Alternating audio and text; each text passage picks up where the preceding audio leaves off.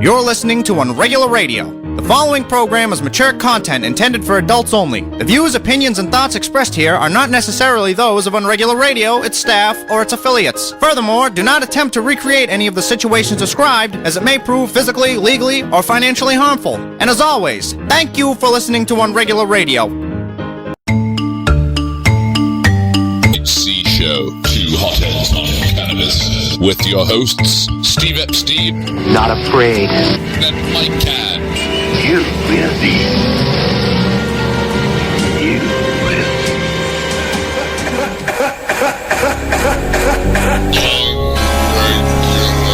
UnregularRadio.com.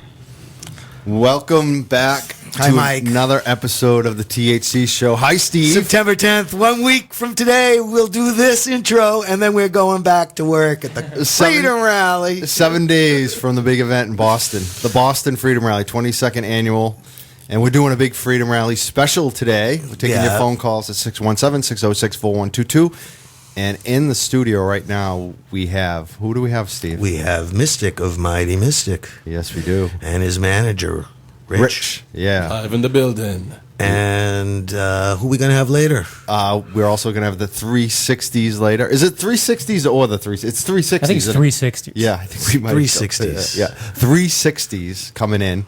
And that's Audrey and her husband coming in. What's his name? Oh, God, you put me on this. Yes, Eric Russell. Eric Russell. And they're playing, too. So they're playing, and they're going to be, they're also performing. So we have 2 Freedom Rally performers coming in. 360s are going to be performing later live on the air of Unregular here on the show. A cappella. Yeah. And well, I want to thank especially Carmelita and Mike Newman. They went up there last night to work it all out and get all the 360s music. They drove up to Marblehead. I want to thank you guys for doing that. It's a tough job. Somebody has to do Well, it. Marblehead is not such a bad place. It's just Exactly. 20 minutes from nowhere. I grew up there along with Carm and Audrey. Yeah. Get on Route 1A and you'll find it.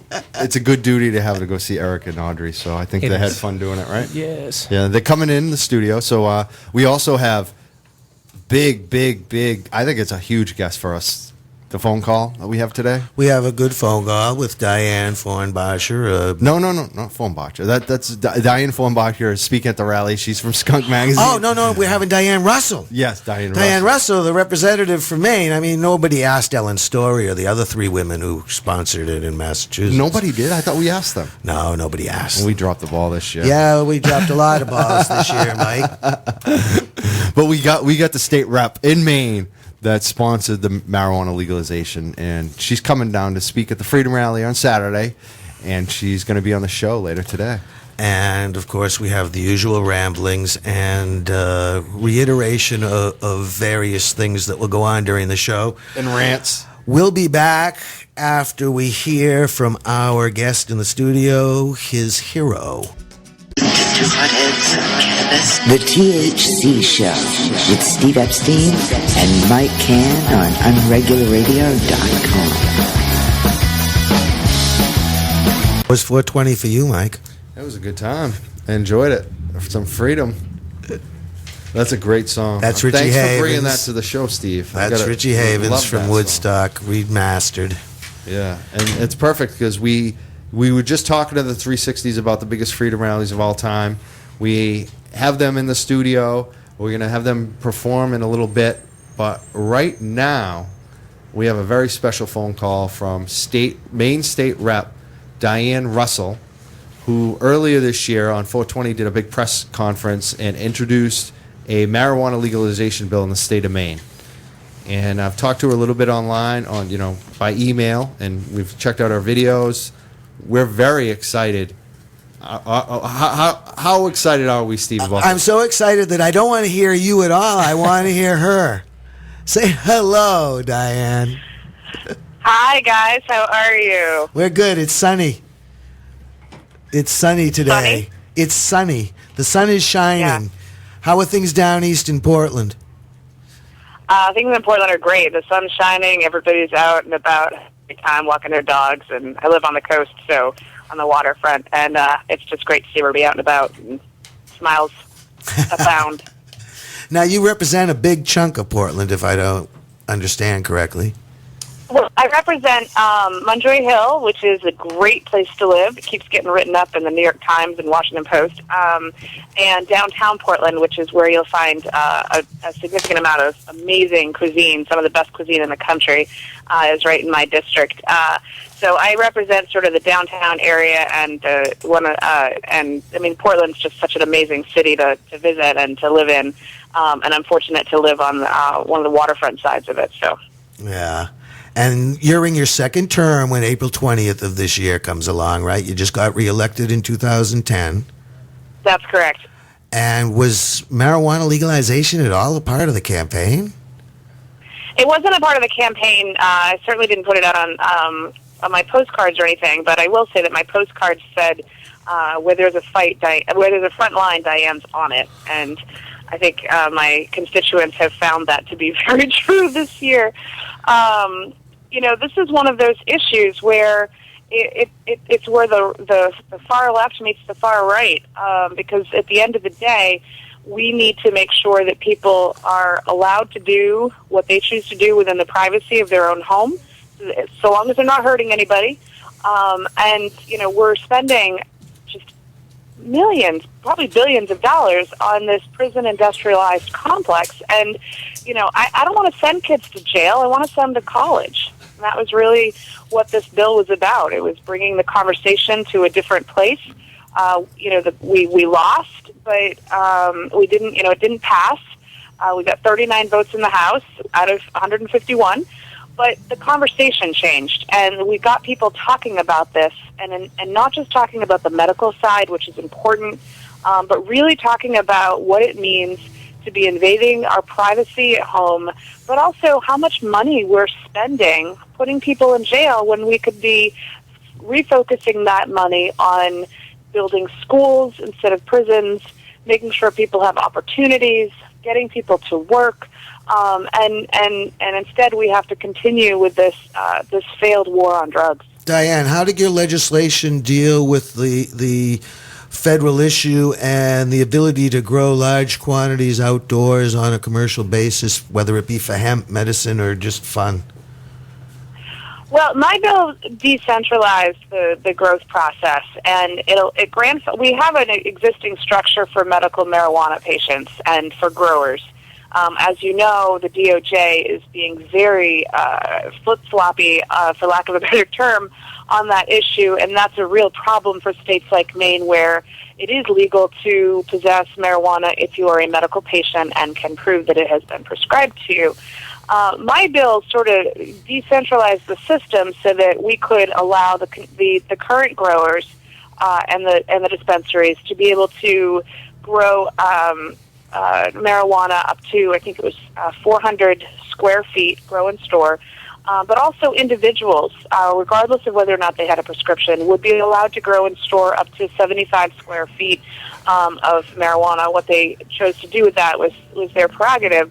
And so it makes it very difficult for the federal government to. It's one thing if it's one of the issues with the dispensaries is that there's only so many throughout the country. So the DOJ and the local law enforcement, the DEA can go in and do what they've been doing because it's easy to find. But when you have individuals across a state who have permission to grow, one, the local law enforcement, because you've made it legal under state statute, are not going to be pursuing that.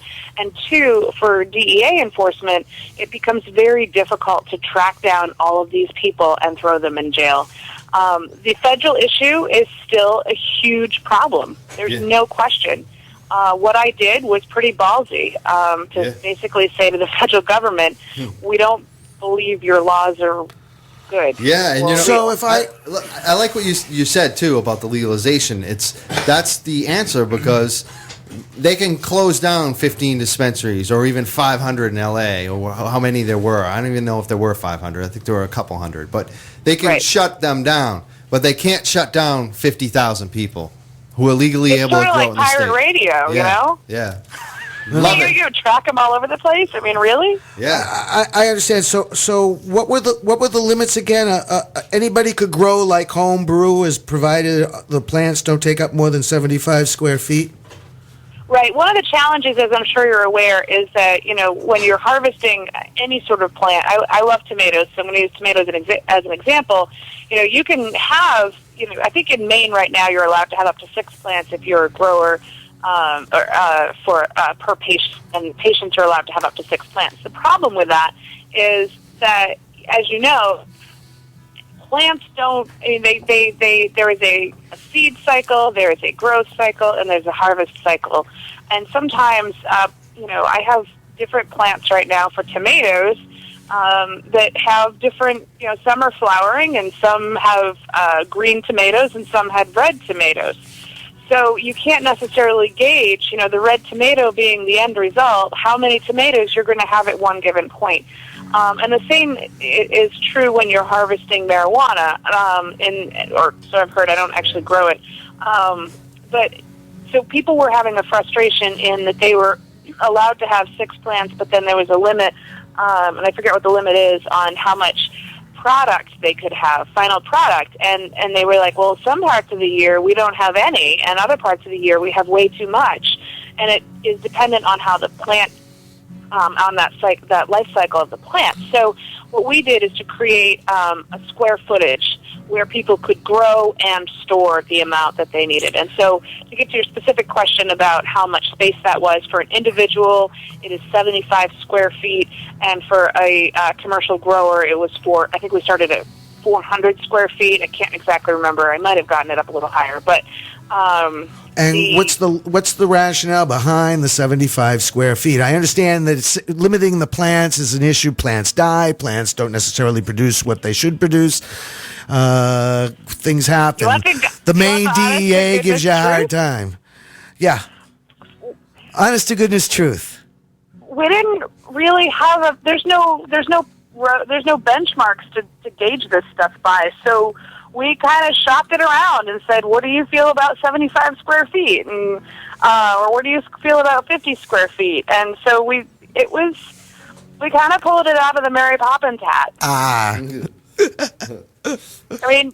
I don't like doing that with legislation, to be honest, but when you're dealing with legislation that, where their roads aren't paving. I'm paving the road. Actually, right now I'm not even paving the road. I'm just like hacking the trees down to get to the. I think I really appreciate the honesty and that you're supporting this all the way and you're fighting for this. And we're all having that conversation, like the whole community. We do know, excuse me, Mike, but we do know there'll be a lot of maniacs down here. They come every year from Portland on south, and sometimes from even further inland and upland. And we're really looking forward to having you at the Freedom Rally this year. I can't wait. And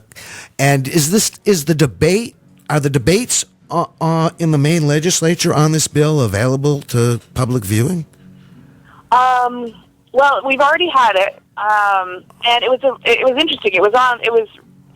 We air the video, but I don't think we record it. But what they do have is a transcript, which they're working on throughout the summer. So the transcript, once the transcript for the session is available, we can certainly get that. There wasn't a whole lot of debate, which, Chris Goldstein and I, Chris from Freedom is Green, and I were really looking forward to, like a thorough debate, and we really wanted it. But, in the end, there wasn't that much of a debate, and the chair of the committee was quite complimentary, and he even came out and said that he believes that this would be legalized in his lifetime. He's significantly older than me, probably in his 60s. But that he just wasn't ready, and the committee wasn't ready to go there. I can tell you that the one drawback that people really were concerned about, and I'll go through it in a minute, but was they were afraid that legalizing this would draw undue attention on Maine's medical marijuana laws, and given and so they were really nervous that it might disrupt the laws for our patients. And what I was arguing at the time, and you'll have to understand, I tend to be like Cassandra, where she was cursed to see the future, but nobody believed her. That's sort of my life. I was arguing because as we were debating or discussing this, throughout the few months that I was pushing this bill, because it's a very short time where you have to introduce and then to push for a bill.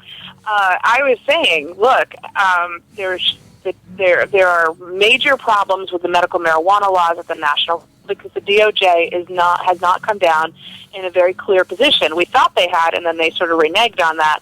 So your best bet, if you want to protect our medical marijuana patients, which I certainly do, is to decentralize the process, because your laws, as they sit on the books, are going to be very problematic when the DOJ decides that they're going to start coming after and prosecuting our dispensaries. And we're in a vulnerable position. If you pass my bill, we remove that. And in addition, the DEA pulled funding for, I think it was 9, maybe 7 DEA agents in the state. And, now they're in the public safety office is in a position of being like, well, how do we enforce all these laws in the books?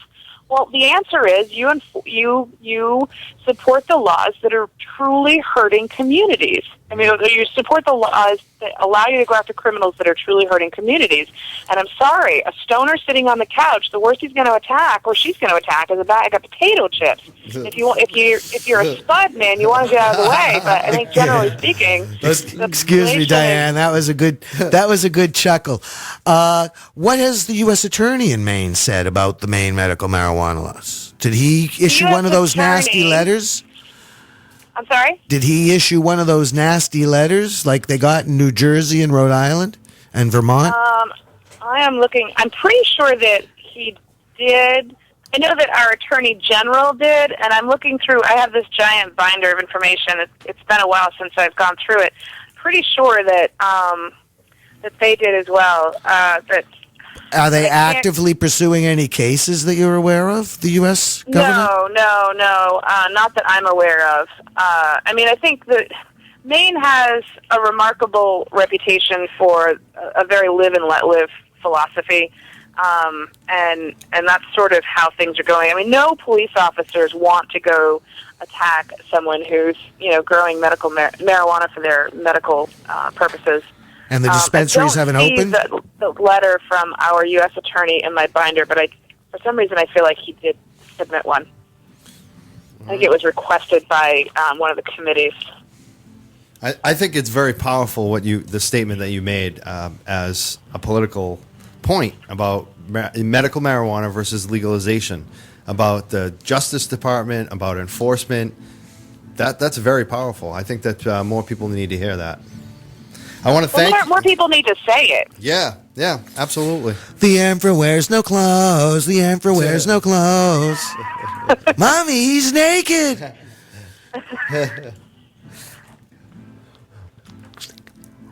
All right. So, Diane, we're going to see you on Saturday, September 17th, on the Boston Common. Speaking, do you have an idea of what your speech is going to be about real quick?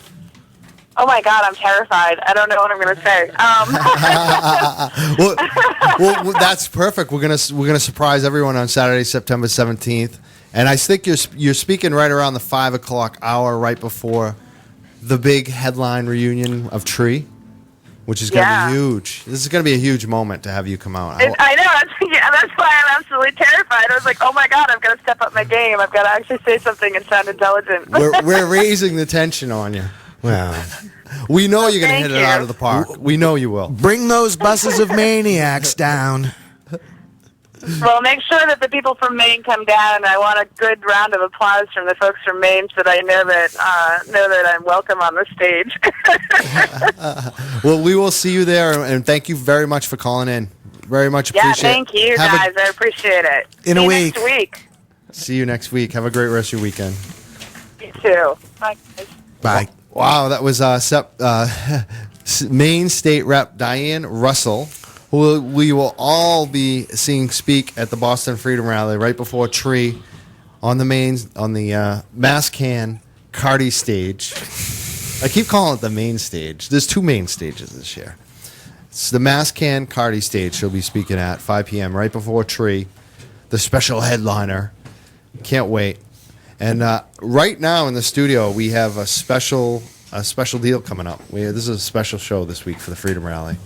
We have the 360s, and they're setting up right now. I don't know Are we going to them first, or are we going to the music? Has that been determined yet on the show? Well, I do have a request from Eric. Eric, yeah, what's... Yeah, Dead back in 1970. We could do that and then come back with them. All right, why don't we do that? All right. UnregularRadio.com, Boston's best online radio.